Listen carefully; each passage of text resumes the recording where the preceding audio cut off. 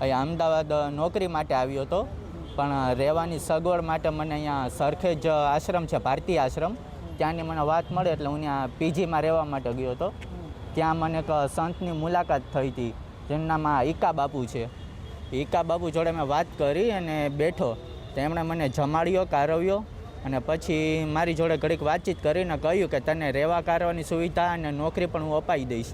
એમ કરીને મને બેસાડ્યો અને પછી એમ કહ્યું કે ભાઈ તું મારા ઘડીક બેટા પગ દાબી દે ને એમ. પગ દાબવાનું કહી અને મને એના રૂમમાં લઈ ગયા અને રૂમ પછી અંદરથી લોક મારી દીધો અને પોતે આખા આમ કપડાં ઉતારીને નગ્ન અવસ્થામાં થઈ ગયા હતા. અને મને તો કહ્યું કે તું તારા કપડાં ઉતારી નાખ. તો શરૂઆતમાં હું બહુ ગભરાઈ ગયો હતો કે ભાઈ મારે તમે સંત છો બાપુ, મારે આવું કશો નથી કરવું.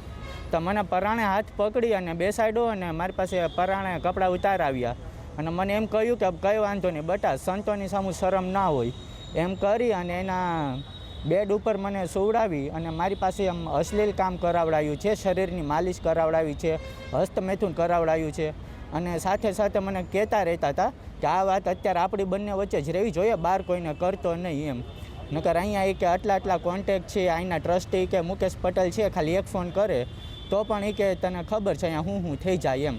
બધાના કોન્ટેક્ટ બહુ ઊંચા છે અને જો તું એક નથી મને કહ્યું કે તારી જો અહીંયા કેટલાય છોકરાઓ પીજીમાં રહે છે અને આવી સેવાઓ કરે છે એમ. અને આ વસ્તુ મારી હારે એકવાર નહીં પણ 5 થી 6 વાર કરેલી છે.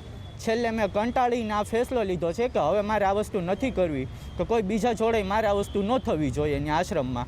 અને જે સંત જેને બધા ભગવાન માનીને બેઠા છે એનું સત્ય બારો આવવું પડે, કેમ કે સંત માણસો કોઈ દિવસ આવા અશ્લીલ કામ કરે નહીં. એટલે આજે હું હિંમત કરું છું. અતુલભાઈનો મેં કોન્ટેક્ટ કર્યો છે અને અતુલભાઈ મને હિંમત આપીને કહ્યું છે કે આપણે આગળ આમાં કાર્યવાહી કરાવશું. એટલે હું અત્યારે પોલીસ કેસ કરવા અહીંયા આવ્યો છું.